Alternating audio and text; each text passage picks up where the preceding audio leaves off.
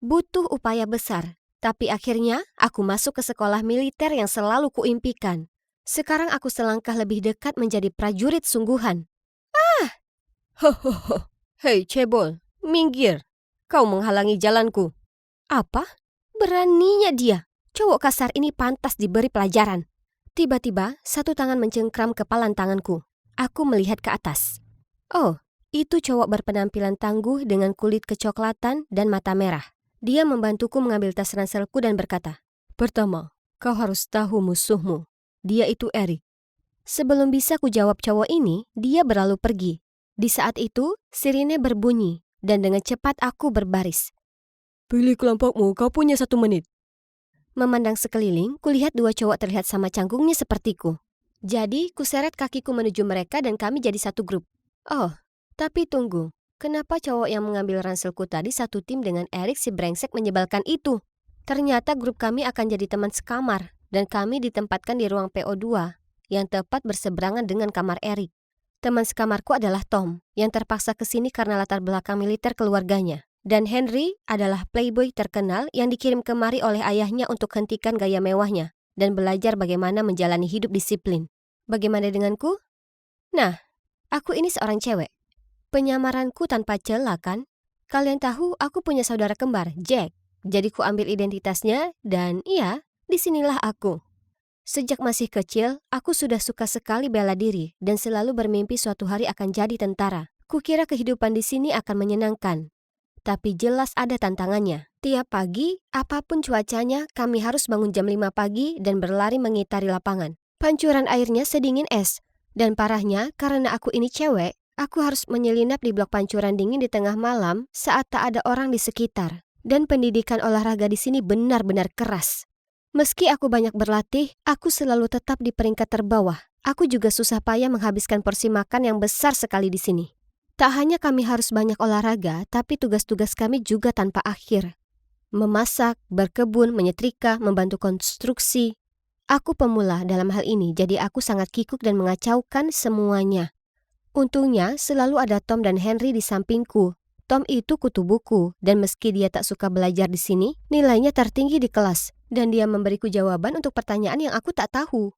Sedangkan Henry, dia peringkat utama di kelas olahraga. Dan meski dia sering menggodaku, dia yang melindungiku dari Eric. Ngomong-ngomong soal Eric, dia itu bajingan yang mengganggu para siswa yang lebih lemah di sekolah. Tapi dia selalu lolos dari itu karena satu alasan sederhana. Ayahnya menjabat.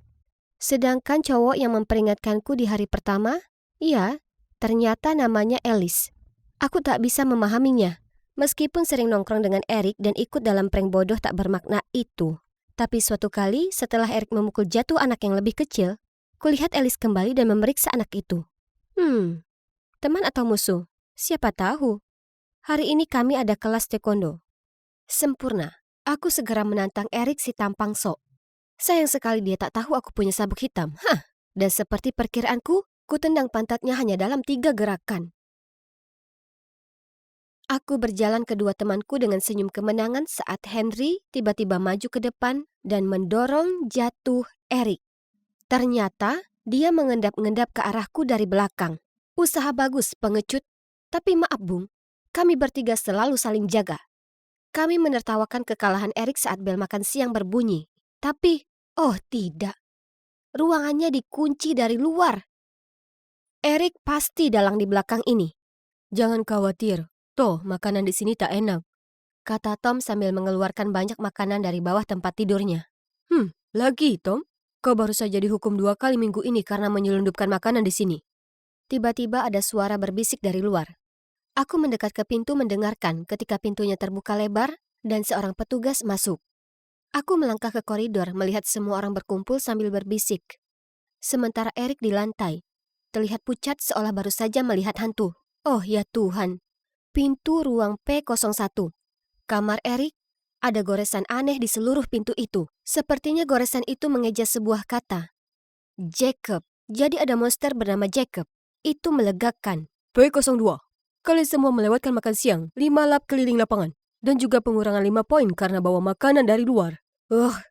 Pengurangan poin lagi? Di tingkat ini kami tak akan pernah dapat akses ke ruang hiburan. Oh, di sini kami mengumpulkan skor antar ruangan. Sama seperti dalam Harry Potter dengan poin asramanya. Ini merupakan persaingan ketat. Di akhir pekan, kamar dengan skor tertinggi dapat akses ke ruang hiburan. Kalian tahu, nonton TV atau pakai sosial media dianggap reward yang sangat besar di sekolah ketat ini. Tapi sulit menambah poin, sementara kami bisa membuatnya berkurang atas alasan apapun. Mulai dari mandi di jam yang salah, sampai Henry yang membolos pelajaran teori. Dan sekarang Tom dengan camilannya. Apa artinya Jacob? Oh ya, melihat Eric ketakutan seperti itu sangat menggelikan. Jacob itu nama. Apa kau tak lihat itu, Jack? Dia dulunya teman sekamar Eric. Ku dengar dia menghilang. Serius, Tom? Apa ada yang kau tak tahu? Begitu. Tapi kenapa Jacob yang menghilang itu membuat Eric ketakutan sekali? Kita tak akan pernah masuk ke ruang hiburan. Adanya hanya kerja-kerja dan kerja di tempat ini. Siapa yang peduli dengan ruang bodoh itu? Akhir pekan ini akan ada prom di sekolah perempuan setempat. Aku punya rencana bertahap untuk kita. Kita akan menyelinap ke truk pengantar susu sekolah untuk ke sana. Nanti aku akhirnya bisa ngobrol dengan cewek-cewek cantik daripada para bibi di dapur itu. Itu kedengarannya bagus. Hei, mungkin kau akan temukan cinta pertamamu di sini, ya kan, Jack? Mereka tak tahu. Bagaimanapun, membayangkan keluar dari sekolah sebentar memang menarik. Di akhir pekan itu, Henry mencuri beberapa baju santai para tukang kebun, lalu kami sembunyi di truk pengiriman susu untuk menghadiri prom. Saat kami sampai sana, Henry sudah terpesona dengan cewek cantik berambut pirang. Sementara Tom menghabiskan waktunya memperdebatkan Perang Dunia II dengan cewek jurusan sejarah dunia. Sedangkan aku sangat menikmati cupcakes yang lezat itu. Tapi kenapa cewek-cewek tak berhenti menggodaku? Kurasa itu membuktikan kalau aku terlihat cukup maco, ya kan? Kita harus pergi. Booster akhir ke sekolah kita akan segera datang. Ganti ke seragammu. Waktumu semenit. Dengan cepat aku ganti pakaian lalu lari mengejar mereka begitu cepat sampai aku menabrak seseorang dan kami berdua jatuh ke tanah. Aku sangat tergesa, akhirnya aku hanya bisa berkata maaf, mengambil doktekku dan lari ke jalanan untuk mengejar bus kembali ke sekolah. Kalian baru kembali dari mana? Mereka baru membersihkan kantin, Pak. Saya baru kembali dari sana. Mendengar ini, petugas berhenti menanyai kami. Tapi, kenapa Alice membantu kami? Bukankah dia seharusnya berada di pihak Eric? Sementara asik memikirkan hal itu, ku keluarkan doktek dari sakuku dan hendak mengalungkannya ke leherku. Tapi tunggu, itu bukan milikku. Dengar guys, doktek ini ada nama Jacob di atasnya. Dengan cepat kutunjukkan ke mereka doktek itu dan jelaskan insiden itu ke mereka. Aku pasti tak sengaja mengambil doktek miliknya. Apa mungkin itu milik si Jacob yang menghilang? Atau itu hanyalah kebetulan? Maksudku, Jacob adalah nama yang populer, ya kan? Hari berikutnya saat kami membantu mendistribusikan makanan di dapur, ada suara ribut dari area makan. Segera saat aku keluar, kulihat Eric terduduk di lantai. Gemetar, ketakutan. Di sampingnya ada mangkuk supnya yang tercecer kemana-mana. Awalnya, kukira dia memainkan trik untuk membuat kami bersih-bersih. Tapi tidak. Melihat caranya lari keluar kantin dengan panik, sesuatu pasti sudah terjadi. Aku menunduk untuk mengambil mangkuknya. Ya Tuhan, itu adalah doktek dengan nama Jacob tertulis di atasnya. Tapi, doktek yang tak sengaja ku ambil kemarin masih ada di sakuku. Apa yang terjadi? Eric begitu sibuk dengan barang-barang Jacob. Dia tak punya waktu untuk mengejek kami lagi. Sehingga kamar kami mendapat skor tertinggi untuk pertama kalinya di pekan itu. Yang artinya kami akhirnya akan coba ruang hiburan itu. Tapi segera saat kami sampai di lobi area fasilitas, ada sesuatu yang aneh. Sekelompok anak berkerumun di depan ruang hiburan, tempat kabut asap berasal. Mengira itu kebakaran, kami bergegas untuk mematikannya. Tapi bukan, itu hanya bom asap. Di dalam ruangan itu, Eric dan teman-temannya pingsan. Orang-orang memercikkan air ke wajahnya, tapi segera saat dia bangun dan lihat kata Jacob terbakar hitam di dinding, dia pingsan lagi. Siapa yang melakukan ini? Apa itu Jacob? Apa sebenarnya dia tak hilang? Hari ini kami ada pelajaran olahraga, tapi aku sedang datang bulan. Jadi aku izin untuk pergi ke UKS saja. Di perjalanan, kebetulan kulihat Eric dan kelompok temannya. Kurasa ruh Jacob kembali untuk balas dendam padaku. Kalian tahu, waktu itu, aku menguncinya di gudang lama dan dia menghilang begitu saja tanpa jejak saat itu. Apa mungkin kalau dia...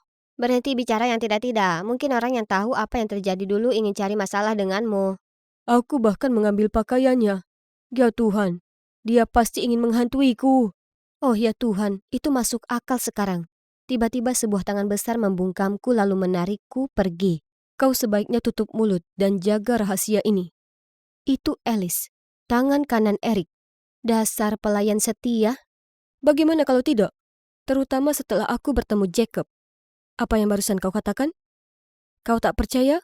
Ini, aku menabrak seseorang dan dia menjatuhkan doktek ini.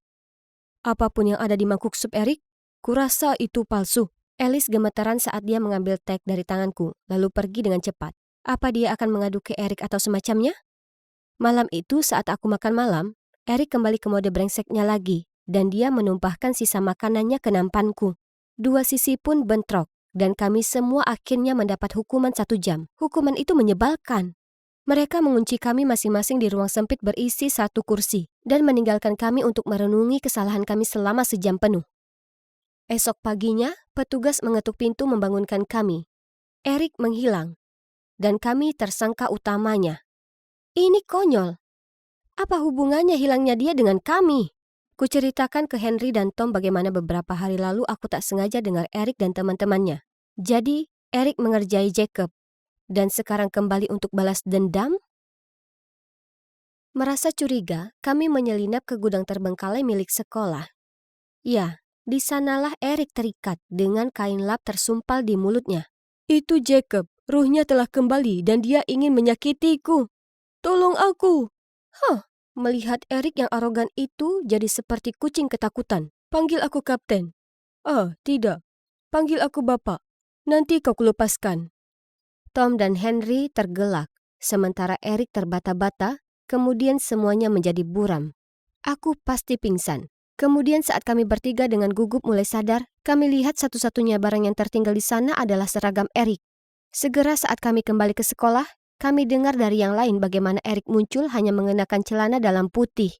Semua orang tertawa melihat Eric yang sombong kehilangan mukanya. Mulai sekarang, dia tak akan berani mengganggu orang lain lagi. Itu cara yang sama persis dipakai Eric kepada Jacob. Jadi, Jacob yang melakukan ini, apa dia kembali? Sebenarnya, aku sudah tahu siapa di balik semua ini. Kau menjatuhkan ini di gudang, ya kan? Alice memandangku terkejut dan bertanya bagaimana aku tahu.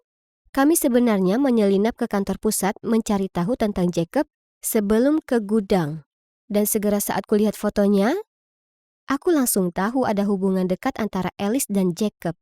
Sebut saja itu Indra orang kembar. Ternyata Jacob adalah kakak Alice. Selama masa dia di sekolah ini, Eric sudah membuat hidupnya merana. Tapi semuanya dirahasiakan karena Eric adalah anak kepala sekolah. Jadi Alice daftar ke sekolah ini untuk mencari jawaban. Alice mengambil doktek itu dan memberiku selembar foto diriku dengan kembaranku. Dan ini pasti kamu. Kuambil itu dari hari pertama sekolah saat kau jatuhkan ranselmu. Kau ingat? Oh Tuhan, apa ini sungguhan? Kurampas foto itu dan dengan cepat menyingkirkannya saat kulihat ada petugas mendekat. Kita sebaiknya lebih saling kenal, ya kan? Karena kita tahu rahasia satu sama lain. Terserah. Toh aku tak benci Alice. Dan Eric pantas dapatkan itu, jadi tak masalah siapa yang melakukannya. Aku memalingkan kepala menatap Alice. Dia tersenyum seolah dia menantangku. Oh, aku punya perasaan hidupku di sini akan berubah drastis. Hey guys, prajurit Davis di sini. Yap, Taylor Davis, cewek yang diam-diam menyamar sendiri sebagai saudara kembarnya untuk mengikuti sekolah militer khusus laki-laki. Di cerita yang lalu, aku harus menghadapi berbagai tantangan. Namun dengan adanya Tom dan Henry, dua sahabatku di sisiku, membuat semuanya jauh lebih mudah.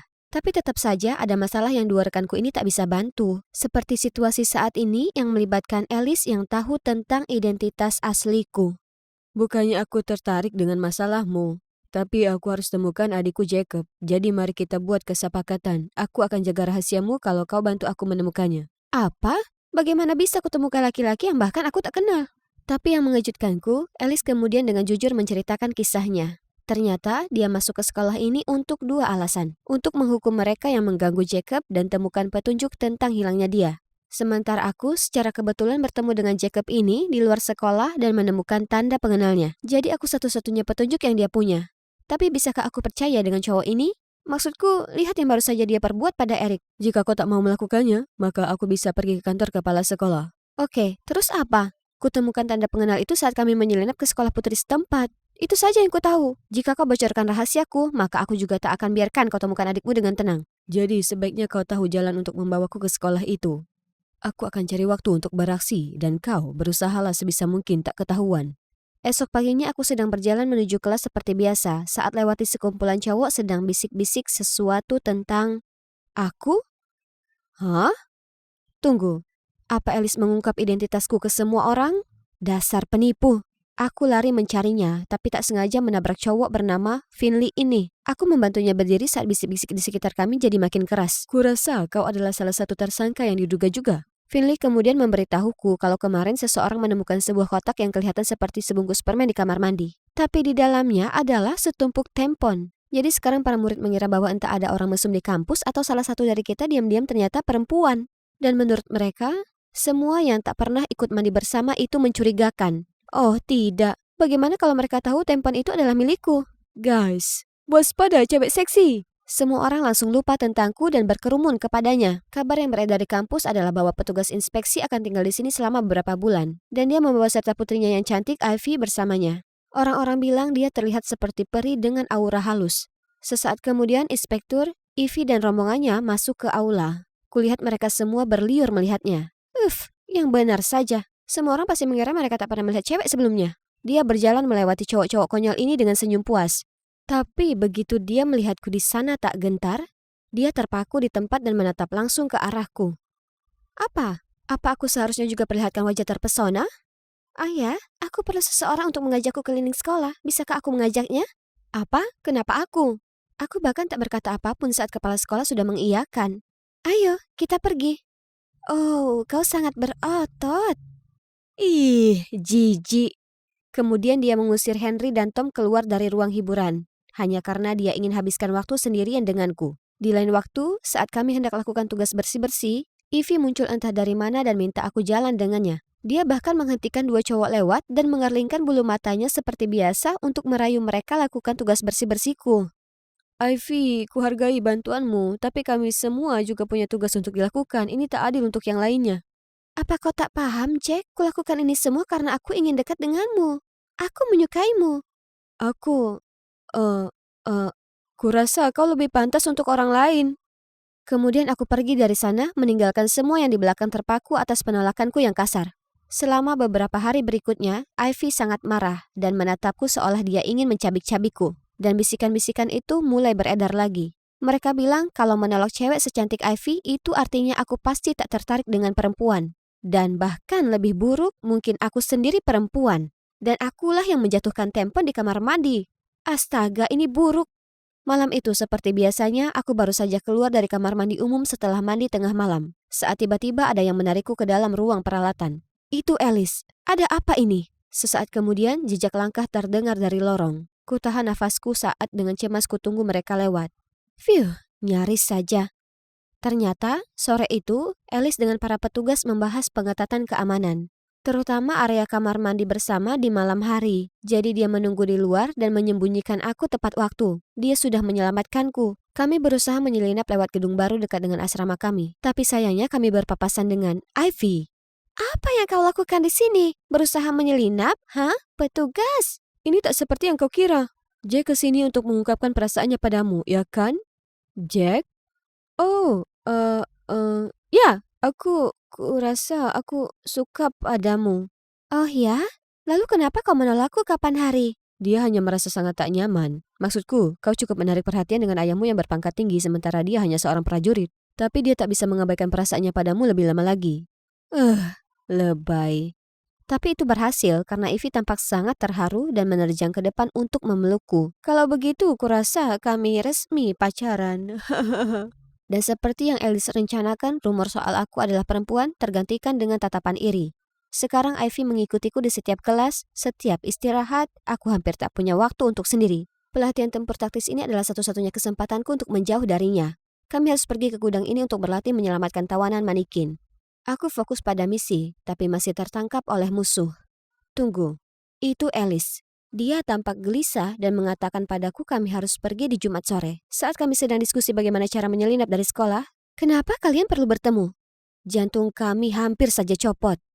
Ivy, Kenapa kau mengendap-endap ke arah kami? Apa yang kau dengar? Kau baru saja mengajak cowokku keluar. Oh, aku paham apa yang terjadi di sini. Kau suka dengan Jack, ya kan? Anehnya, Alice tampak tersipu. Dia berkeringat dan bergumam tak jelas. Apa dia begitu takut dengan Ivy? Tiba-tiba, Ivy mencengkram kerahku, berusaha untuk menciumku. Panik, kudorong wajah bebeknya menjauh. Tepat waktu, sirine berbunyi, menandakan bahwa pelatihan telah berakhir, jadi aku lari keluar dari sana. Untuk menghindari Ivy, rencana berubah ke Jumat pagi. Aku harus pura-pura terluka supaya bisa keluar kelas.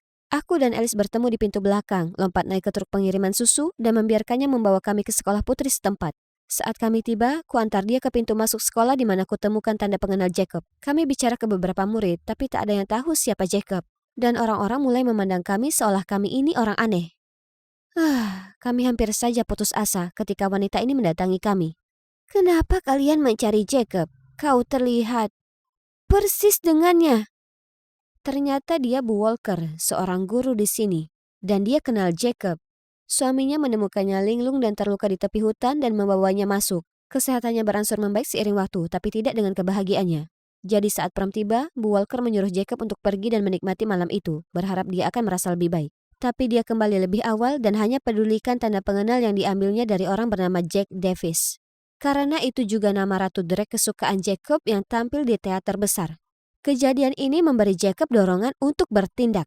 Dia selalu ingin hidup dengan jati dirinya, tapi telah tersesat di tengah jalan. Jadi dia putuskan untuk menemukan Jack Davis, panutan yang mungkin jadi satu-satunya orang yang bisa membantunya sekarang. Dia telah berpisah dengan keluarga Walkers untuk melakukan pencarian jati diri belum lama ini. Di perjalanan kembali, aku dan Alice terus diam. Aku tak menyangka kalau Jacob kenal saudara kembarku. Apa sebaiknya aku katakan kalau aku mungkin tahu kemana Jacob pergi? Tapi tak bisa aku bawa ke rumah begitu saja untuk temukan adiknya karena orang tuaku tak tahu aku menyamar jadi Jack dan bergabung dengan sekolah militer khusus laki-laki ini. Jika mereka sampai tahu soal ini, kuucapkan selamat tinggal pada impianku jadi tentara. Saat truk berhenti, aku turun dan hendak kembali ke asrama. Saat Alice menarik tanganku. Kau tahu itu Jack, ya kan? Apa dia saudara kembarmu? Jika itu benar, maka tolong beritahu aku di mana dia. Aku minta maaf, aku tak bisa. Aku ada PR. Kemudian aku meninggalkannya saat dia memanggil-manggilku. Hari berikutnya, ku coba menghindari Alice, tapi dia berada di depanku. Dia putus asa, tapi aku hanya menggelengkan kepalaku. Kau penipu yang egois. Tepat di saat itu, Tom berlari menghalangi antara aku dan Alice, sementara Henry membelaku. Apa? Kau ingin jadi adik selanjutnya? Pergilah, dasar brengsek. Oh tidak, ku coba jelaskan pada mereka kalau Alice tak bermaksud menyakiti. Tapi mereka tak mendengarkan dan hanya menarikku menjauh darinya. Aku merasa sangat tak enak. Sepanjang hari itu, aku terus memikirkan tentang apa yang terjadi. Alice benar. Aku ini egois. Dia mungkin tak akan pernah melihat adiknya lagi karena aku. Aku harus pergi membantunya. Tapi saat aku sampai di kamarnya, teman sekamarnya bilang dia sudah ambil cuti tahunannya untuk pergi mencari adiknya. Oh tidak, dia pasti sudah tahu alamat rumahku entah bagaimana. Aku harus pulang, tapi bagaimana cara keluar dari sekolah? Ini bukan hari pengiriman susu. Aku sedang berpikir, Tom dan Henry mendatangiku, menanyakan kenapa aku bersikap sangat aneh. Ini dia, kurasa sebaiknya aku tak bohong lagi ke mereka. Guys, ada yang ingin ku sampaikan pada kalian. Aku sebenarnya perempuan. Kemudian kuceritakan ke mereka kenapa aku masuk ke sini sejak awal, bagaimana aku terjerat dengan Alice, dan sekarang dia pergi untuk cari rumahku karena adiknya mungkin berada di sana. Aku menunggu mereka marah, tapi sebaliknya mereka tersenyum lembut padaku. Itu rahasia yang cukup besar untuk ditanggung. Perempuan atau laki-laki ini tak mengubah apapun. Kau tetap teman kami. Mereka tidak marah padaku. Aku merasa begitu lega mengetahui bahwa aku tak perlu menyembunyikan apapun lagi dari mereka. Sekarang aku hanya perlu mencari cara untuk pulang. Kami bisa atasi ini. Pergilah dan tunggu dekat gerbang belakang. Dan kulakukan itu, tepat pada saat alarm kebakaran menyala, dan semua petugas gerbang yang berjaga lari ke arah sana. Beberapa detik kemudian, gerbang belakang tiba-tiba terbuka dan CCTV-nya mati, dan aku lewat saja dengan mudah. Untungnya, aku tiba ke rumah sebelum Alice. Jantungku berdetak kencang saat ku ketuk pintu rumah, lalu ibu dan ayah membukanya. Tak perlu dikatakan, melihat putrinya berdandan seperti prajurit laki-laki sangat membuat syok. Aku segera jelaskan ke mereka bagaimana aku diam-diam mengambil posisi Jack, dan wajah mereka makin merah padam. Teganya kau bohongi kami lalu secara ilegal masuk ke sekolah militer khusus laki-laki. Apa yang kau pikirkan? Tepat pada saat itu, Jack, kembaranku bergegas menuruni tangga. Dia langsung paham apa yang sedang terjadi dan membelaku. Ibu, ayah, ini adalah impian Taylor sejak dia masih kecil. Ini berbahaya kalau kau sampai ketahuan. Kau bisa dikirim ke lembaga pemasyarakatan remaja. Kemasi tasmu dan keluar dari sekolah itu sekarang. Di momen yang mencekam itu, Alice masuk. Jacob, Jacob, apa kau di sini? Di mana kau sembunyi dariku? Aku berusaha menenangkannya tapi tak berguna. Seluruh kejadiannya kacau balau. Lalu tiba-tiba dia terdiam mematung, menatap ke arah tangga. Hah? Ada orang lain di sini. Seseorang berambut panjang halus, wajah dengan riasan cantik dan gaun yang sangat cantik. Itu adalah Jacob.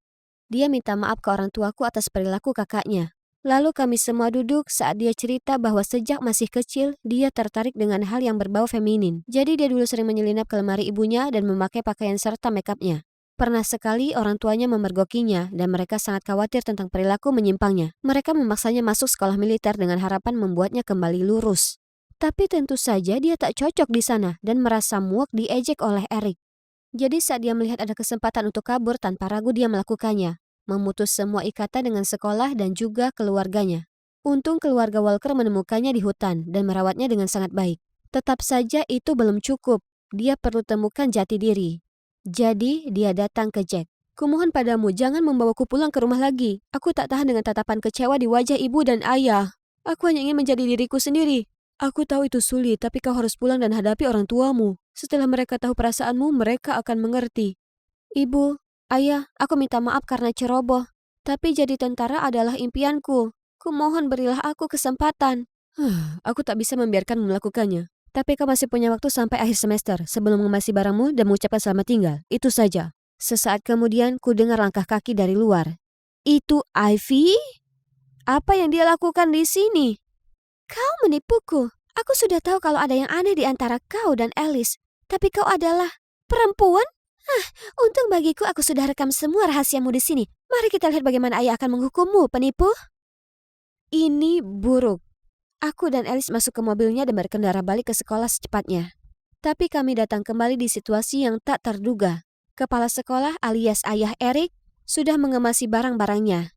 Dan ada seorang wanita asing dengan tatapan tajam duduk di mejanya.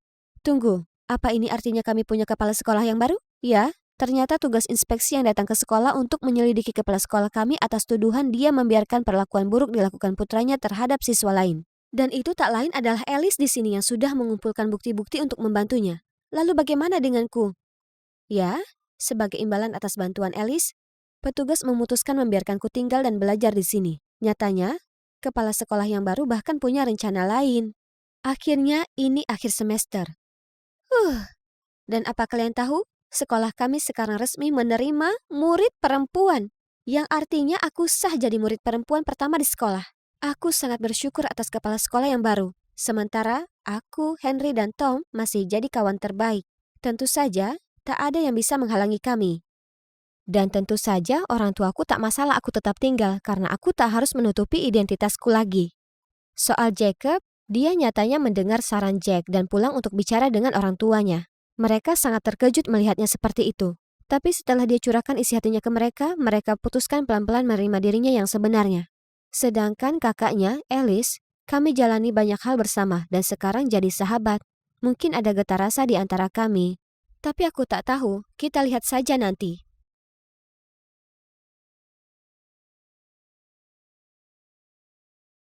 Wow, kue ini rasanya seperti surga.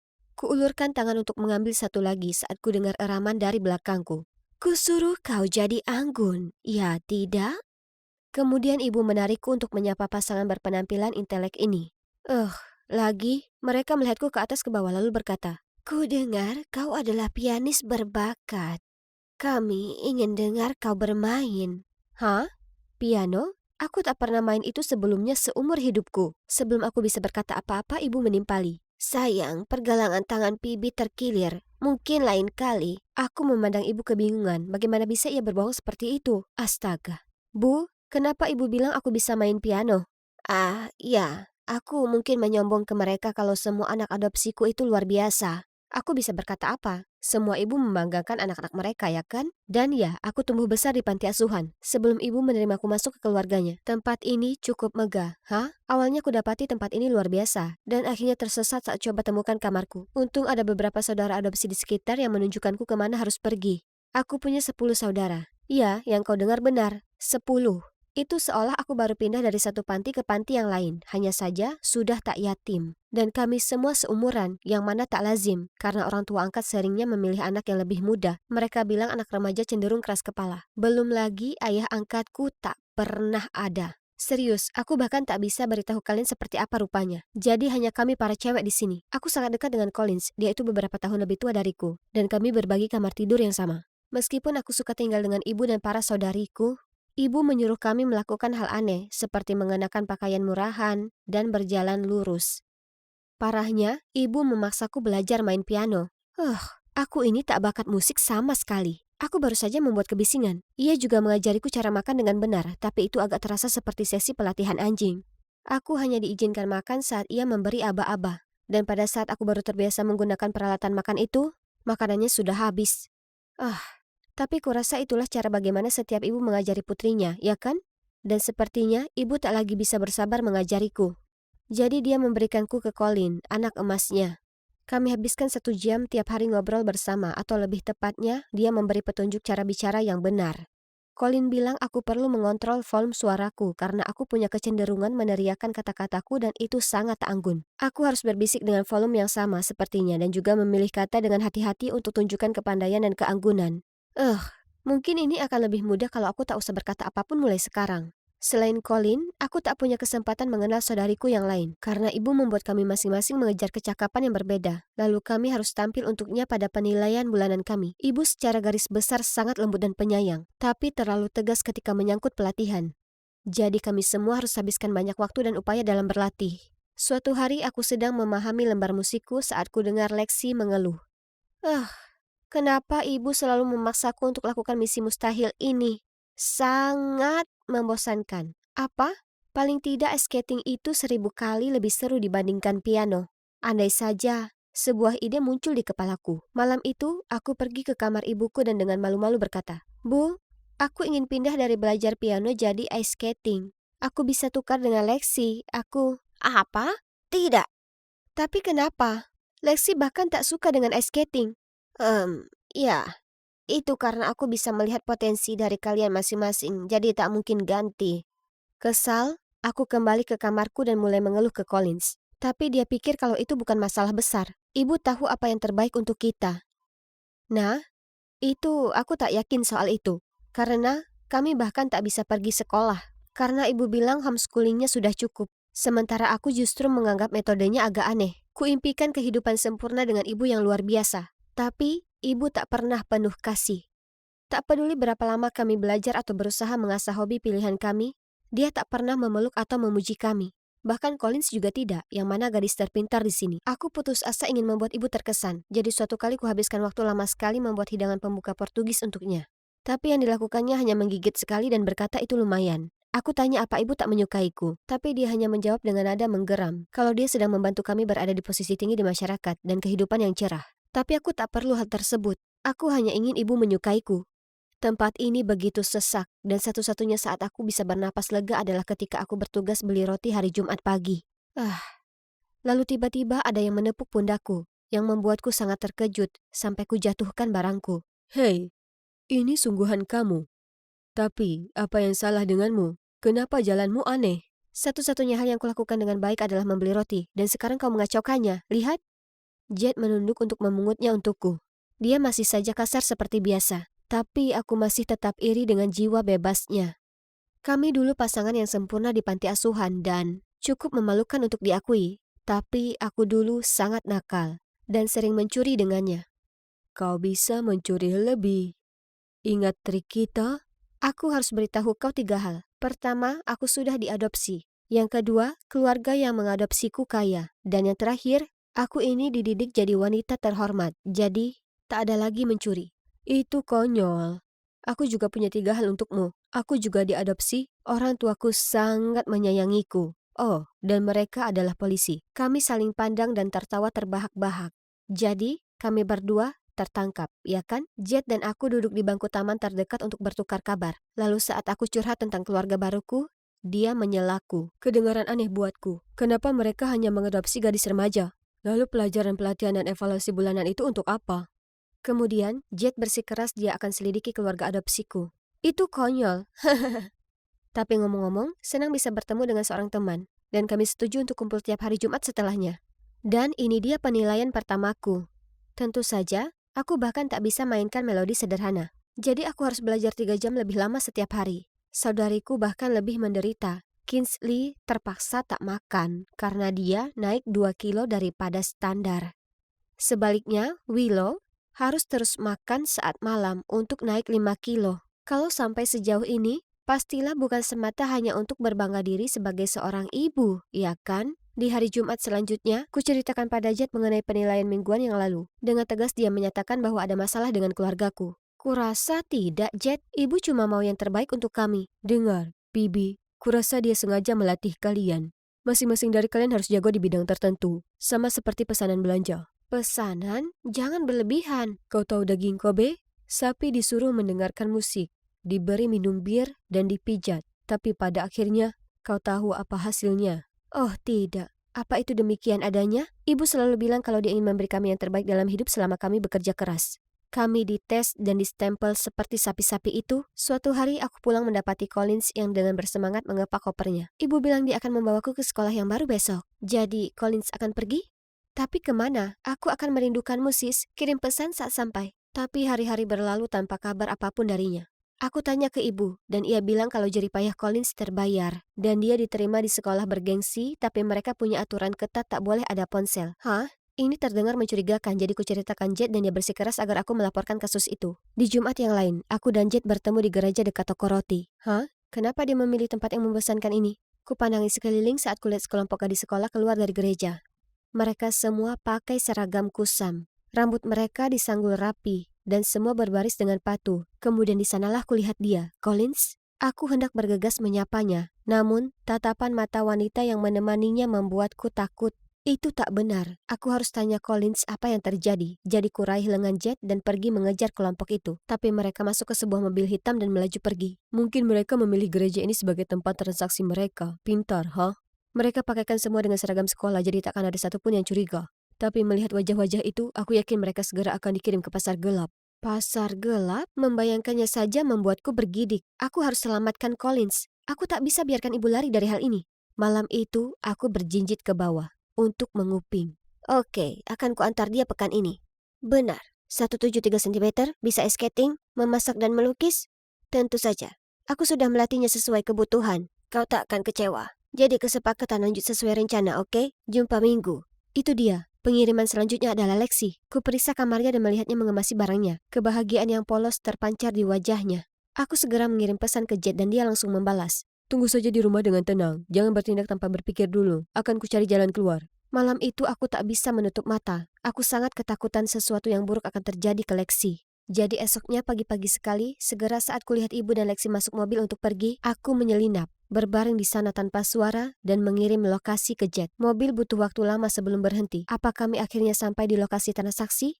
Saat kelihatannya aman, dengan hati-hati aku memanjat keluar dan melihat ibu bicara dengan wanita paruh baya yang tampak cerewet. Apa yang ibu katakan yang membuat Lexi sangat panik sampai terus mencengkram tangan ibu. Wanita itu menyerahkan amplop yang cukup tebal ke ibu, lalu meraih tangan Lexi dan menariknya pergi. Tuhan, di mana Jet? Aku tak bisa duduk diam saja seperti ini dan melihat saudariku dibawa pergi. Lepaskan Lexi. Sekarang, Bibi, apa yang kau lakukan? Hentikan. Ibu akan menjual kami, ya kan? Aku sudah tahu kebenarannya. Apa yang kau bicarakan, Bibi? Geram ibu menarikku pergi. Hentikan. Tiba-tiba 2 polisi masuk, menyuruh semua orang mengangkat tangan. Di balik mereka ada Jet yang masih terengah-engah. Ternyata mereka orang tua angkat Jet. Tolong aku, ibu berusaha menjualku dan saudaraku. Melihat itu, wanita yang satunya dengan cepat menjelaskan. Tidak, pasti ada kesalahpahaman di sini. Aku hanya membantu Putri Giana daftar ke sekolahku. Kebingungan, mataku menatap dari ibu ke wanita lainnya, kemudian ke Jet. Di kantor kepala sekolah, ku ceritakan pada semua orang kenapa ku pikir ibu adalah pelaku perdagangan manusia. Mereka semua terkesiap kaget. Aku membuatmu berlatih sekeras itu hanya karena aku ingin kau masuk ke sini. Sekolah khusus putri paling bergengsi. Supaya kau dapat hidup yang lebih baik. Aku tak mau masuk ke sekolah ini lagi, Bu. Dia memberitahuku semua aturannya yang keras. Tempat ini menakutkan. Anda tak bisa memaksakan anak untuk melakukan itu. Anda mengadopsi mereka. Jadi Anda harus membuat mereka merasa aman dan dicintai. Bu Giana, ini adalah sekolah bergengsi dan tak butuh skandal Anda. Anda membuat saya percaya bahwa putri Anda berbakat secara alami yang kini terungkap adalah semuanya bohong. Saya tak akan terima anak Anda lagi mulai sekarang. Tidak. Mereka adalah anak-anak saya. Mereka pantas dapat yang terbaik. Kemudian ia memohon ke kepala sekolah untuk menarik keputusannya. Tapi dia menggelengkan kepala. Tiba-tiba ibu berteriak. Kenapa? Aku hanya ingin mereka tak menderita sepertiku. Jadi apa yang salah dengan hal itu? Kemudian tangis ibu pun pecah. Ternyata di masa lalu ibu jatuh cinta dengan seorang polisi. Tapi, menurutnya, karirnya akan maju jika ia memilih menikah dengan lulusan sekolah bergengsi ini saja. Ibu sangat mencintainya. Ia terus jadi simpanannya. Tapi meskipun dinafkahi penuh olehnya, ibu selalu merasa lebih rendah daripada istri sahnya. Terutama saat suaminya dengan bangga menyombongkan istri dan putri-putrinya yang pintar. Kemudian saat ia ingin membangun keluarganya sendiri, suaminya tak mengizinkannya. Pada akhirnya, dia putuskan untuk mengadopsi gadis-gadis dan melatihnya untuk menjadi hebat supaya mereka bisa masuk ke sekolah ini, tak peduli latar belakang mereka. Jadi itulah alasan kenapa dia lakukan ini pada kami. Aku harus akui, aku merasa agak kasihan padanya. Semua ini mungkin hanya untuk meringankan luka di masa lalunya. Tapi Bu, kami tak ingin masuk ke sekolah sombong ini. Kami hanya ingin ibu mencintai dan melindungi kami. Ibu minta maaf, ibu keliru. Ibu hanya berusaha membantu, ibu menyesal. Semua ini salah ibu. Lalu dia memelukku. Jadi pada akhirnya, aku dan para saudariku akhirnya punya keluarga yang benar-benar bahagia. Ibu tak lagi menyuruh kami lakukan tugas-tugas bodoh. Sebaliknya, ia membolehkan kami mengejar cita-cita kami sendiri. Sekarang kami semua masuk ke sekolah umum dan menjalani kehidupan remaja yang normal. Sungguh luar biasa akhirnya memiliki ibu yang hebat, para saudari yang mengagumkan dan juga sahabat yang luar biasa, Jet, yang semua berada di sisiku.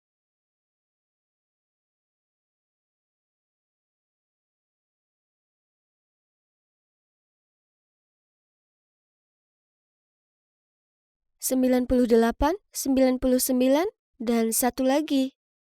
Dan 200.000 follower. Hah, sepertinya aku memberikan kesan yang cukup besar pada dunia. Hai, kalian sedang melihat influencer kecantikan dan gaya hidup terhot di Park Springs High School. Cantik dan pintar. Aku punya keduanya. Hah, tidak mengherankan kan? Jelas sekali, cewek sepertiku mendapat banyak perhatian.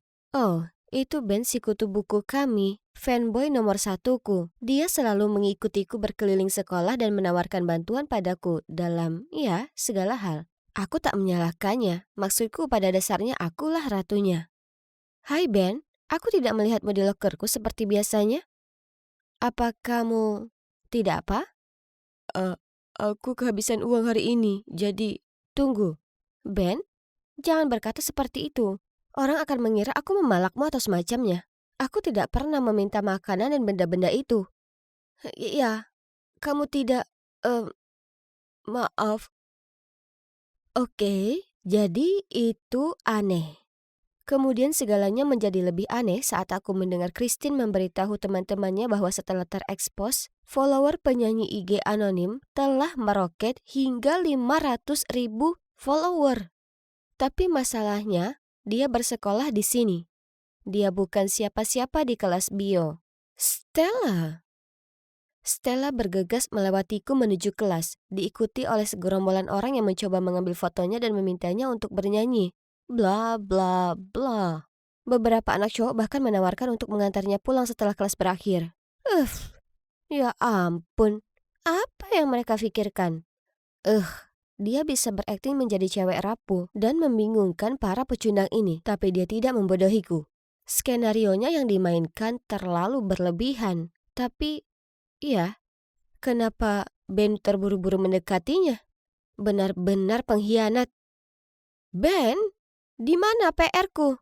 Dia bahkan tidak bisa memberikan alasan yang lebih baik selain, aku pergi keluar tadi malam. Ini omong kosong. Aku baru saja mendengar dia menawarkan untuk membantu Stella mengerjakan PR-nya. Dan coba tebak, cewek ini yang masih dengan penampilan nona pemalu kecilnya memberitahu Ben bahwa dia bisa mengerjakan esainya sendiri. Apa dia pikir dia itu Beyonce atau semacamnya? Bertingkah angkuh dan mengira dia adalah mercusuar alam semesta? Aku sangat marah. Jadi dia ingin merasakan ketenaran ya?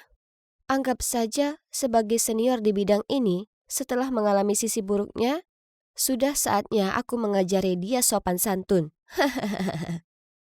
Setelah itu, aku memastikan dia menjadi topik utama setiap pembicaraan di sekolah. Hei, dia perlu mempelajari cara kerja permainan ketenaran ini. Semua orang terkikik, menunjuk, dan berbisik di belakang punggungnya. Dia harus menutupi dirinya dengan hoodie yang menyembunyikan separuh wajahnya dan berjalan melewati sekolah dengan cemas. Ya, aku tahu betul perasaan paranoid itu ketika kamu terobsesi dengan kenapa orang terus memandangmu dengan aneh. Lalu suatu hari aku sedang meletakkan buku-bukuku kembali ke lokerku saat aku melihat sekilas seseorang berlari melewatiku sambil menangis. Itu adalah Stella. Dan dia menjatuhkan catatan yang berbunyi, jika aku jadi kamu, aku tidak akan pernah muncul di sekolah. Lagi, kamu konyol. Astaga, apakah orang-orang mengatakan hal ini? Ini terlalu kasar. Apa yang terjadi? Astaga, ya ampun. Dia tidak mengira akulah yang menulis ini, kan? Sejak hari itu, Ben benar-benar mengabaikanku. Dan lebih buruk lagi, dia terpaku pada Stella yang menghiburnya saat orang-orang membicarakan dia di belakang. Astaga. Lalu suatu hari, aku sedang mengikat tali sepatu dan aku mendengar beberapa pemandu sorak mencoba membuka telepon seseorang. Tepat pada saat itu, Stella keluar dari kamar mandi. Kesal melihat orang lain melanggar privasinya, dia mencoba melawan. Tapi astaga, si wallflower ini bahkan tidak bisa membuat mereka bergeming. Baiklah, aku akan membantunya. Tapi cuma kali ini saja. Dasar payah. Kamu kira kamu yang menguasai tempat ini sekarang cuma karena kamu terkenal? Katakan pada Ben aku tidak menaruh catatan itu di lokermu. Lebih baik lagi telepon dia sekarang. Oh, ayolah. Lari saja ke bangku penonton dan beritahu si kutu buku itu. Pergi. Apa yang kalian lihat? Aku pergi ke bangku penonton dan menemukan Ben sedang menghibur Stella. Sekarang bagaimana? Mengadu padaku lagi? Sebenarnya, Stella baru saja memberitahuku kalau bukan kamu menulis surat itu. Bisakah kamu menjadi lebih bodoh lagi? Jadi, kamu terus terang saja melakukan apapun yang aku perintahkan? Jangan pedulikan dia. Memang seperti itulah dia. Agak kasar tapi benar-benar teman yang baik. Aku tidak punya teman. Ya, aku sudah mempelajarinya dengan susah payah. Di masa-masa awal aku menggunakan Instagram, satu-satunya teman yang aku percaya memposting video saat aku sedang berganti pakaian di kamar mandi sekolah. Aku masih menyimpan kaosku di dalam bajuku, tapi itu memberikan pelajaran kejam tentang persahabatan dan ketenaran. Saat kamu terkenal, orang akan selalu menginginkan sesuatu darimu. Kamu tidak bisa percaya siapapun. Kamu mendengarkanku? Stella. Siapa itu? Liam, teman Stella dari klub musik. Mereka terlihat serasi bersama ya kan? Apa? Apakah kamu iri padanya atau apa? Untuk cewek konyol itu? Ben tidak berkata apa-apa, hanya menatap mereka dengan tatapan kosong. Hah? Dia tidak pernah menatapku seperti itu lagi. Sekarang aku bukan lagi ratu Instagram. Itu berarti aku bukan lagi ratunya. Memang benar tidak ada orang yang bisa kupercaya. Beberapa hari kemudian, ada pertandingan rugby besar. Kami melawan sekolah saingan kami di final. Dan Stella menyanyikan lagu kebangsaan. Bahkan wali kota dan stasiun TV lokal pun muncul. Gila, Ben adalah bagian dari tim Evie. Jadi ketika beberapa cowok memberitahuku Ben ingin bicara denganku, aku pergi ke ruang Evie untuk menemukannya. Apa yang ingin dia bicarakan? Semoga saja tidak ada kaitannya dengan Stella. Tapi sesampainya di sana, tidak ada seorang pun di sekitar. Hah? Tepat pada saat itu, layar memperlihatkan Stella naik ke podium bersiap bernyanyi. Namun alih-alih melodi yang menenangkan, serangkaian suara aneh yang terdistorsi keluar dari mikrofonnya. Apa yang sedang terjadi? Apa yang kamu lakukan di sini? Ashley. Dia mendorongku ke samping dan buru-buru memperbaiki sound system. Dan semenit kemudian, keadaan kembali normal dan Stella dapat memulai kembali lagunya. Ben menatapku dengan pandangan menuduh, lalu menyeretku ke belakang bangku penonton. di mana kami bertemu dengan Stella dan Liam. Lalu Ben memberitahunya bahwa aku telah mengacaukan mikrofonnya. Bagaimana bisa dia mengira aku mampu melakukan hal sejahat itu? Sementara itu, orang Liam ini turun tangan dengan mengatakan bahwa itu mungkin kesalahan teknis. Ya, terserahlah, aku mau pergi. Tapi Liam menyusulku. Aneh, bukankah dia dan Stella punya perasaan? Ia langsung membantahnya dan mengatakan mereka hanya kenalan dari klub musik. Tapi kamu, aku sudah lama ingin lebih dekat denganmu. Kamu adalah ratu Instagram sejati, bukan Stella. Wow, orang ini buaya kelas atas. Semenit yang lalu, tangannya melingkari Stella. Dan sekarang dia mencoba untuk merayuku. Dia bahkan mulai mencondongkan tubuhnya untuk mencium pipiku. Dengan cepat, aku menghindarinya saat aku melihat ekspresi muram Stella dari belakang. Astaga, sudah waktunya untuk keluar dari sini. Aku tidak bisa tidur nyenyak. Semua stres ini berdampak buruk bagi kulitku. Jadi, aku dengan grogi berjalan di sepanjang koridor sekolah ketika Stella menghampiriku. Itu kamu, kan? Kamu jahat sekali padaku. Mengancam akan menghapus akun IG-ku karena kamu cemburu Ben meninggalkanmu demi aku. Sekarang semuanya benar-benar hilang. Dan itu semua salahmu. Apa yang kamu bicarakan? Aku tidak ada hubungannya dengan akun bodohmu. Ya, aku bergosip tentangmu untuk sedikit mengacaukanmu. Tapi cuma itu saja. Dan kamu pikir aku juga melakukannya? Permisi. Apakah dia mengabaikanku begitu saja? Dan itulah Ben, temanku yang mengabaikanku tepat pada saat aku sangat membutuhkannya. Dan aku tidak pernah mengancam akan menghapus akunnya. Kenapa dia buat-buat? Apakah dia cemburu padaku dan Liam kemarin? Apa ini? Pesan tak terduga dari Liam berbunyi. Hai Ashley, jangan khawatir sayang, aku mendukungmu. Bagaimana menurutmu kalau kita bertemu jam 8 malam di taman? Si brengsek bermuka dua yang tak tahu malu ini. Apa yang dia lakukan kali ini? Jadi, setelah kelas selesai, aku memasukkan catatan ke loker Stella, berpura-pura menjadi Liam dan berkata, Aku punya kejutan untukmu. Sampai jumpa jam 8 malam di taman. Aku tiba tepat waktu dan menemukan Liam sudah menunggu. Dia terus melakukan tindakan gila ini seolah dia jatuh cinta padaku atau semacamnya. Aku bisa membantumu membuktikan segalanya. Dan aku cuma meminta satu permintaan kecil. Yaitu kalau kamu mau jadi pacarku. Kamu bisa melakukan itu? Tapi bagaimana caranya? Ya, kamu bisa saja menyalahkan orang lain. Misalnya, Ben. Oh sayang, kamu tidak perlu melakukan apapun. Datang saja padaku dan biarkan cowokmu ini yang menanganinya. Orang ini membuatku ingin muntah. Tapi aku tetap harus bersikap tenang agar aku bisa mengetahui apa yang disembunyikan oleh cowok ini. Kedengarannya menarik, tapi aku ingin tahu lebih banyak. Bagaimana kamu akan melaksanakan rencana brilianmu? Sayang, aku sudah memiliki semua bukti di tanganku. Maksudmu? Benar. Akulah yang menghapus akun IG Stella dan aku tahu cara untuk menyalahkan orang lain. Apa yang kamu lakukan? Ashley, aku membiarkan rasa cemburuku membutahkanku. Jadi ketika aku melihatnya merayumu tepat di depanku, aku baru saja melakukan hal bodoh. Setidaknya kamu bukan satu-satunya orang bodoh di sini. Dia mempermainkan kita berdua. Dan sebagai catatan, dia bukan tipeku. Tipemu? Coba ku tebak. Seseorang seperti Ben? Dia sangat bodoh sehingga dia tidak pernah menyadari bahwa aku mempunyai perasaan padanya. Tapi, kamu lebih mirip tipenya daripada aku. Selain itu, cara dia meninggalkanku saat aku sangat membutuhkannya. Ashley, aku tidak bermaksud menyakitimu seperti itu. Kamu selalu berada di sana sepanjang waktu? Ya, aku sudah mendengar semuanya, termasuk bagian tentang bagaimana perasaanmu terhadapku. Dengar, itu tidak seperti yang kamu pikirkan. Aku tidak menyukai Stella seperti itu. Masalahnya adalah, aku melihatnya bernyanyi di kedai kopi, dan langsung menyadari bahwa dia adalah penyanyi anonim favoritku di Instagram. Jadi, aku tidak sengaja mengungkapkan identitasnya secara online. Satu hal mengarah ke hal lain. Aku merasa sangat bersalah sehingga aku ingin membantu di sisi Stella, dan tanpa sengaja mendorongmu menjauh.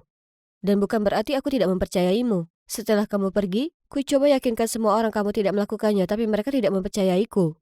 Lalu Stella menunjukkan padaku catatan di lokernya tentang Liam yang mengajaknya kencan. Dan aku mengenali tulisan tanganmu. Aku jadi khawatir. Jadi, kamu tidak menyerangku? Ya, aku tahu kamu terkadang terlihat dingin. Tapi jauh di lubuk hati, hatimu baik.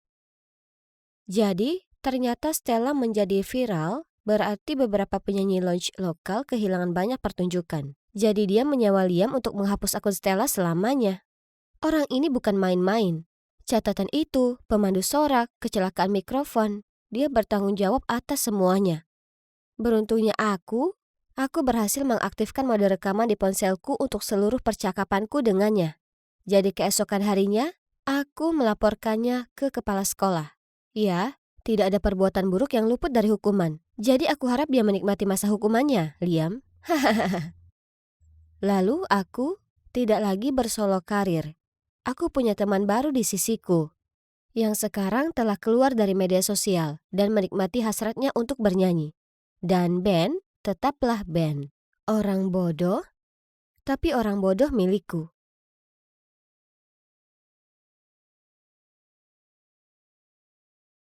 Hai, aku Belle. Umurku 18 tahun dan hari ini adalah hari pertamaku di Boston College. Keren kan? Oh, tunggu. Sepertinya aku mendengar seseorang menangis. Kenapa kita tidak pergi berbelanja? Itu akan membuatmu merasa lebih baik. Tidak, aku tidak mau melakukan apapun. Tinggalkan aku sendiri. Tunggu, gadis yang terisak-isak itu dia terlihat sangat familiar bagiku. Apakah itu dia? Lihat apa kamu?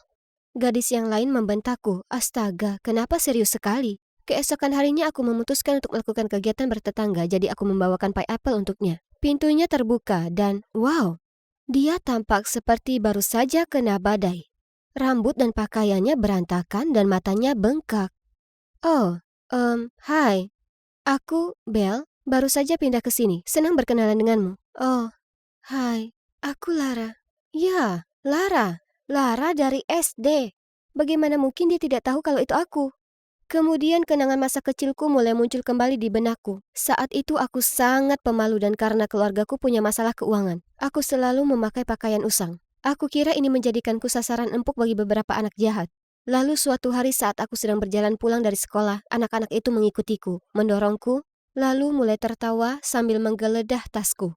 Namun kemudian sebuah mobil mewah berhenti di samping kami, dan Lara mengintip melalui jendela dan berkata kepada mereka, "Biarkan dia sendiri, kalau tidak aku akan membatalkan undangan kalian ke pestaku." Setelah itu Lara pergi sebelum aku sempat mengucapkan terima kasih, dan anak-anak jahat itu langsung pergi. Melalui mata anak kecilku aku melihatnya sebagai bidadari.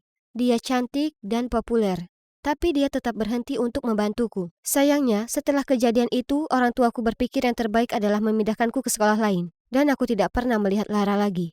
Ya, sampai sekarang. Terima kasih untuk pie apple-nya. Masuklah jika kamu mau. Oh ya, kalau kamu tidak keberatan. Aku masuk ke dalam dan, ya ampun, kamarnya berantakan. Pakaian berserakan di mana-mana.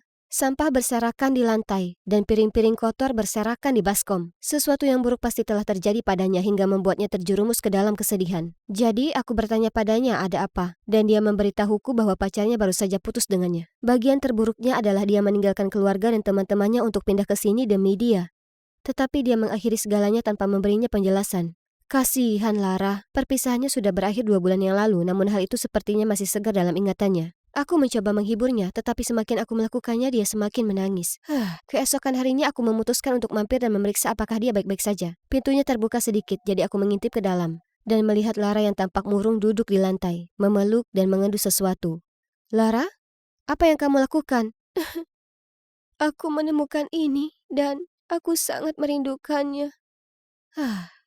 Ternyata dia mencari sweaternya di lemari, dan akhirnya menemukan hoodie mantannya. Itu saja. Cukup sudah. Sudah waktunya aku akhirnya membalas budi dan menyelamatkan Lara sama seperti saat dia menyelamatkanku di kelas 5 SD. Kamu tidak akan pernah move on jika barang-barangnya menatap langsung ke wajahmu. Aku mengatakan padanya sudah waktunya untuk membuang barang-barang mantannya. Dan apa kalian tahu, dia punya sekotak besar barang-barang mantannya. Aku melihatnya, dan saat itulah aku melihat foto mereka. Ini? Dia? Aku tidak bisa menyembunyikan kekagetanku. Ya, itu Cameron, pacarku, atau lebih tepatnya mantanku. Kenapa kamu bertanya? Oh, tidak apa-apa. Syukurlah kalian sudah tidak pacaran. Kata brengsek tertulis di seluruh wajahnya. Lalu kami membuang seluruh kotak itu ke tempat sampah asrama di lantai bawah. Gadis malang itu sepertinya ingin melompat ke sana untuk mengambilnya. Aku akan membantumu mengatasi orang ini. Aku janji. Kamu akan menyadari betapa menyenangkannya menjadi jomblo. Oh, kamu juga jomblo? Ya, tentu saja. Sekarang barang-barang mantannya sudah dibuang ke tempat sampah. Sekarang saatnya menjalani kehidupan jomblo yang paling bahagia. Setiap pagi aku mengajak Laura jogging keliling taman bersamaku dan menunjukkan padanya cara menyiapkan makanan sehat yang lezat. Percayakah kalian kalau dia bahkan tidak tahu cara merebus telur tanpa membakar pancinya? Ya, aku tahu. Ini mengagetkanku. Lalu suatu kali baknya tersumbat, dan dia benar-benar ketakutan. Aku datang dengan alat penyedot terpercayaku dan menunjukkannya cara memperbaikinya. Mudah sekali, dan yang terbaik, tidak ada orang yang dibutuhkan untuk menyelamatkan gadis-gadis ini. Selanjutnya aku perlu menunjukkan kepada Lara bagaimana menikmati hidup, karena yang dia lakukan hanyalah bermalas-malasan di kamarnya. Jadi, pada suatu Sabtu malam, aku menyeret dia dan Kayla ke bar yang sangat keren ini. Wah, aku haus. Jangan khawatir, aku yang traktir. Tunggu Lara, apa kamu mau tahu cara mendapatkan minuman gratis? Lalu dia berjalan melewati beberapa cowok, mengibaskan rambutnya dan mengedipkan matanya dengan senyuman termanis di wajahnya. Dan bam, cukup begitu kami membelikan minuman untuk kami. Lara tampak sangat senang dengan apa yang baru saja dia capai dan itu membuatku bahagia juga. Hanya saja Kayla tidak terlihat begitu senang. Mungkin minumannya terasa terlalu pahit. Saat kami sedang bersenang-senang, teleponku tiba-tiba berdering. Ya Tuhan, aku sudah lama merindukan panggilan itu. Tapi kenapa sekarang? Aku mematikannya dan terus mengobrol. Kenapa kamu tidak menjawab? Oh, tidak apa-apa. Kamu yakin? Sepertinya penting. Ya, jangan khawatir. Sebelum aku menyelesaikan kalimatku, tiba-tiba aku mendengar seseorang memanggil Lara. Lara? Oh, Jack? Hai, sudah lama. Aku kaget melihatmu di sini. Apa kamu sendirian atau bersama teman? Lalu Lara belum sempat memperkenalkan kami. Cowok itu menatapku. Hei, sepertinya aku kenal kamu. Tidak, sepertinya kita belum pernah bertemu. Aku langsung menyangkalnya. Tapi orang ini sangat ngotot.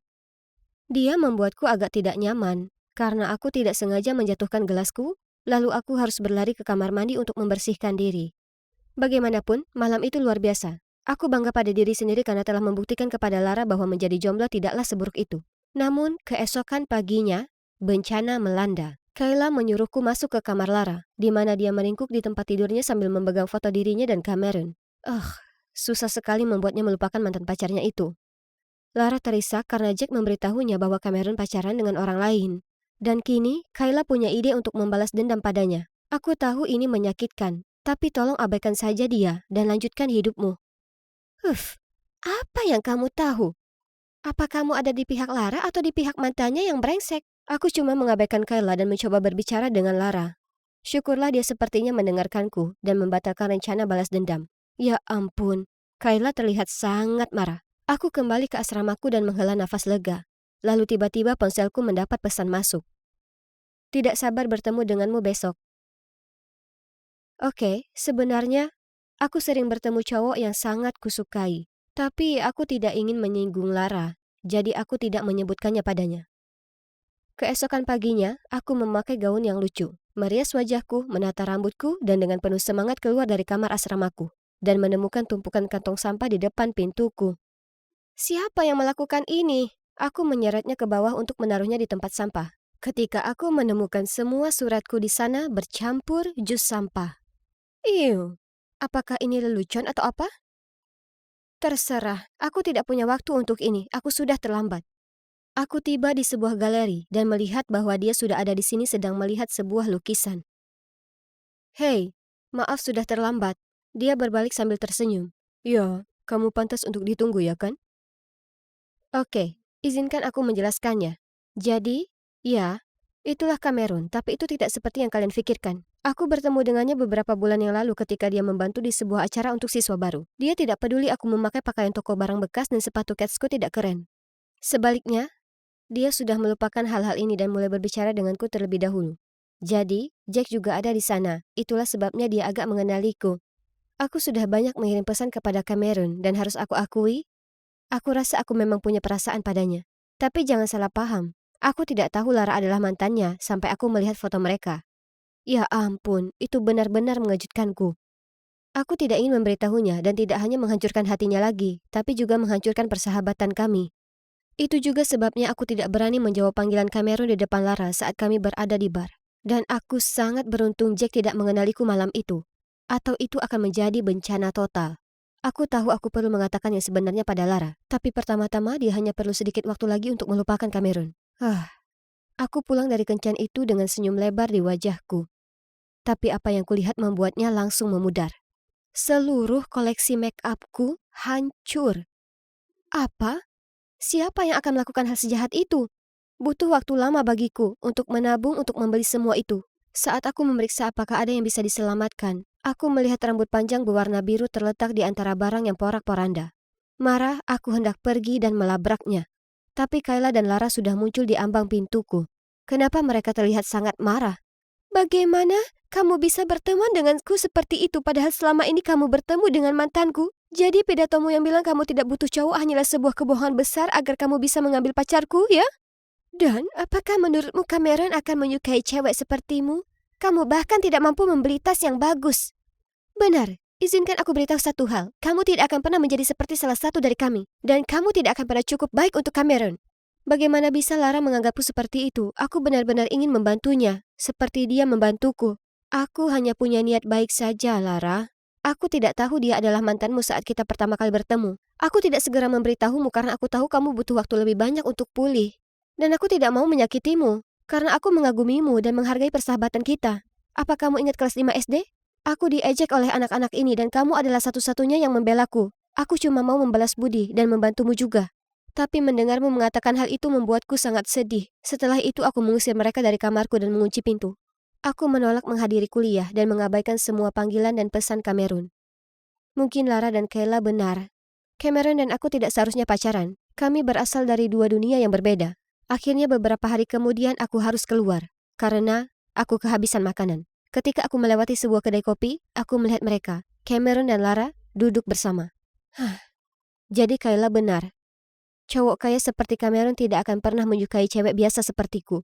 Aku tidak bisa lagi tinggal di asrama yang sama dengan Lara, jadi aku mengemasi barang-barangku untuk pindah dari sana.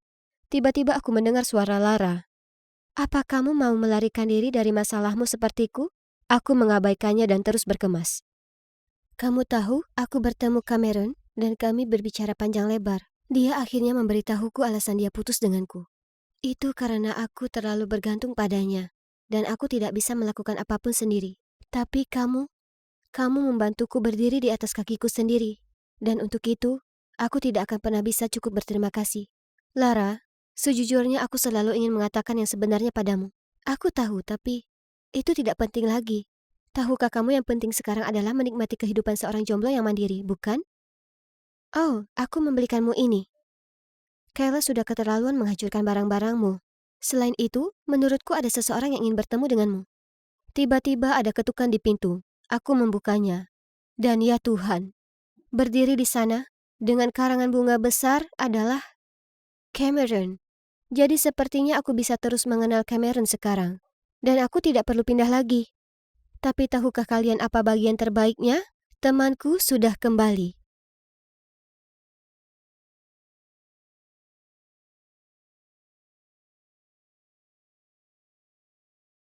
Akhirnya setelah 11 jam penerbangan, aku sampai di LAX, Bandara Internasional Los Angeles.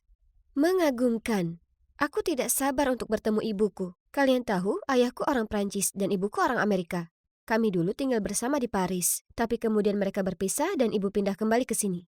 Tentu saja aku sering berbicara dengannya di FaceTime dan sebagainya. Tapi ini pertama kalinya aku bertemu dengannya setelah 5 tahun. Aku belum pernah mengunjunginya karena ibuku adalah seorang pengusaha wanita yang sangat sukses dan dia bekerja sangat keras. Itu berarti dia tidak punya waktu untuk memberiku perhatian yang kubutuhkan. Tapi sekarang aku berumur 16 tahun dan bisa menjaga diriku sendiri. Aku akhirnya bisa berkunjung. Jadi, terima kasih kepada ayah dan ibu tiriku atas hadiah ulang tahun tiket pesawatku. Aku sekarang berada di LA yang cerah selama sebulan penuh. Aku tidak hanya bisa menghabiskan waktu bersama ibu, tapi aku juga bisa bersantai di vilanya yang sangat besar. Beruntungnya. Tapi pertama-tama, ayo ambil semua barang bawaanku, lalu cari taksi ke rumah ibuku. Ya, sayangnya, dia tidak bisa datang menjemputku karena dia ada pekerjaan. Tapi tidak masalah, Aku bisa mengatasinya sendiri. Oke, mungkin aku bicara terlalu cepat. Sudah setengah jam dan barang bawaanku tidak terlihat. Lalu, cowok tampan ini menghampiri aku dan berkata, "Hei, sepertinya kopermu hilang. Perlu bantuan?" Imut dan suka membantu. Aku benar-benar bisa terbiasa dengan orang-orang AS. Aku menunjukkan kepadanya tiketku, dan ternyata aku menunggu di tempat yang salah. Ups. Setelah membimbingku ke tempat yang benar, cowok yang ku ketahui namanya Zack ini bahkan menurunkan koperku untukku. Namun, salah satu koperku macet dan terbuka sehingga menyebabkan semuanya terjatuh. Astaga, ini bukan hari keberuntunganmu, kan? Dia tertawa terbahak-bahak. Oh, baiklah. Setidaknya tidak semuanya buruk. Maksudku, seorang cowok tampan telah menyelamatkanku, kan? Dia membantuku mengambil barang-barangku, lalu dia bahkan menawarkan untuk mengantarku ke rumah ibuku. Setelah sekitar 30 menit, dia mulai melambat. Aku melihat keluar jendela dan... Oh my God! Ini adalah villa paling cantik yang pernah ada. Kolam renang, lapangan tenis, pohon palem, persis seperti rumah bintang film. Aku sedang ternganga memandangi villa, ketika tiba-tiba aku mendengar suara mesin mobil. Karena kaget, aku berbalik dan melihat Zack menjauh. Koperku! Aku berteriak. Laptop dan iPadku juga ada di sana. Ya Tuhan, kenapa ini terjadi padaku? Dan pada hari pertamaku di AS. Setidaknya aku masih membawa ponsel dan paspor. Jadi aku segera menelpon ibuku. Tak perlu dikatakan, aku sangat kacau ketika dia tiba. Siapa sangka pria berpenampilan baik seperti itu ternyata adalah seorang pencuri. Ngomong-ngomong, ibuku bisa membelikanku baju dan barang baru dan aku masih bisa bersenang-senang di villanya. Kan? Ibu membawaku ke kamarku dan menyuruhku istirahat. Setelah bencana itu, aku sangat kelelahan. Jadi aku segera tertidur di tempat tidur paling nyaman yang pernah ada. Saat aku terbangun, di luar sudah gelap. Aku sadar aku belum makan apapun sejak penerbangan. Jadi aku turun ke bawah dan memeriksa lemari es dan lemari dapur. Semuanya kosong. Aku masih mencari-cari di dapur ketika ibuku kembali membawa burger. Sayang, aku baru pulang dari perjalanan bisnis kemarin. Jadi aku belum sempat pergi berbelanja. Ayo makan fast food saja hari ini, oke? Aku tidak keberatan karena sungguh menyenangkan bisa makan malam bersama ibuku lagi setelah sekian lama. Aku melihat sekeliling ruangan.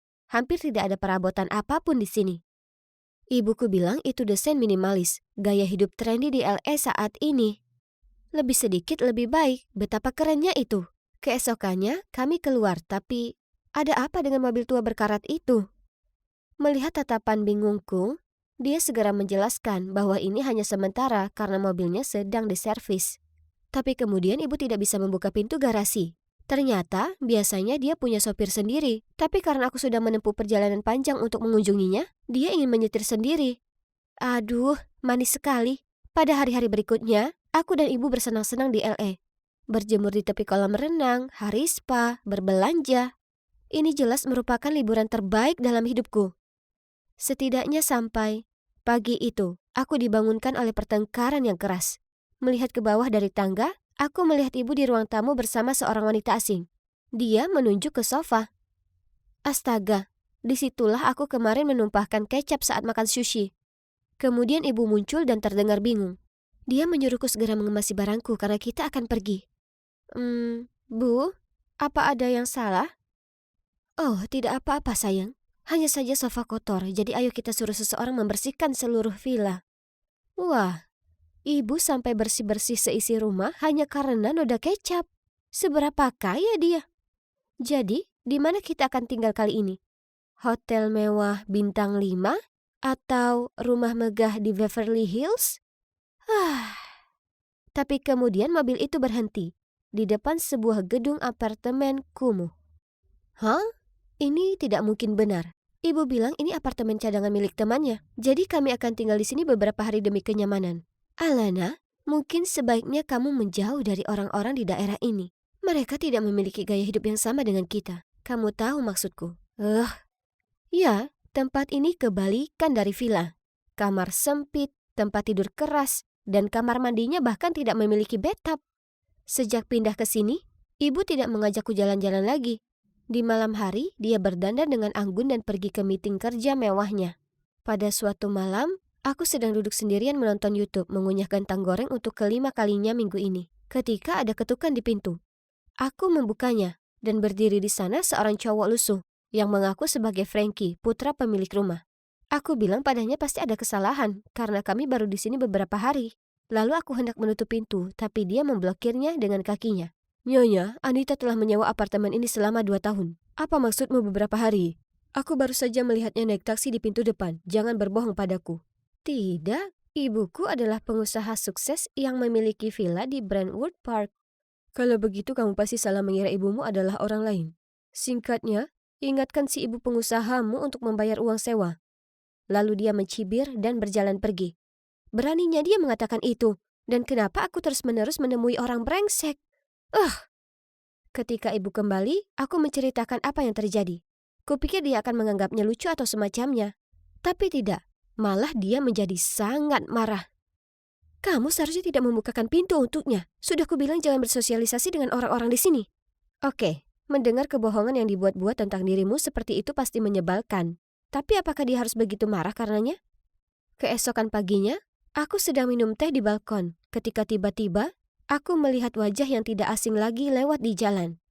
Ya Tuhan, itu si brengsek dari bandara. Zack! Pencuri itu! Teriakku sambil bergegas turun. Tapi sesampainya di sana, dia sudah menghilang. Aku masih gemas saat ada suara yang datang dari belakang. Apa yang kamu lakukan sambil berteriak sepagi ini? Aku berbalik dan melihat Frankie bersandar di dinding dengan tangan terlipat. Bukan urusanmu, penipu. Hah? Penipu? Apa maksudmu? Berhentilah berbohong. Aku sudah memberitahu ibuku semua tentang kamu yang mencoba menipu uang dariku. Benarkah? Jadi, menurutmu akulah yang bohong? Sebelum aku bisa menjawab pertanyaan yang memprovokasi itu, aku mendengar suara ibuku memanggil dari balkon. Hei gadis kaya, jika kamu ingin mengetahui kenyataan, aku sarankan kau datang menemuiku malam ini, dan kita akan mengikuti ibumu. Ibu muncul dan mengerutkan kening, bertanya kenapa aku berbicara dengan Frankie. Aku mengatakan sesuatu tentang menanyakan arah, lalu segera memasuki ruangan dan menutup pintu. Frankie jelas-jelas seorang pencuri dan brengsek kan? Tapi mengapa kata-katanya masih melekat di pikiranku? Aku sempat memperhatikan beberapa hal yang aneh, seperti saat kami di villa, aku bertanya pada ibu di mana peralatan makannya, tapi dia tidak ingat. Tapi kemudian di apartemen ini dia langsung mendapatkannya. Ditambah lagi, kenapa ada foto dirinya di kamar, padahal ini adalah tempat temannya. Malam itu, ketika ibu bersiap-siap untuk pergi keluar, lagi-lagi aku melihat kalungnya. Hanya saja itu sebenarnya kalungku, yang telah dicuri bersama dengan barang-barangku yang lain. Ayahku membuatkan kalung itu khusus untukku. Jadi itu unik, tapi kenapa ibu memilikinya?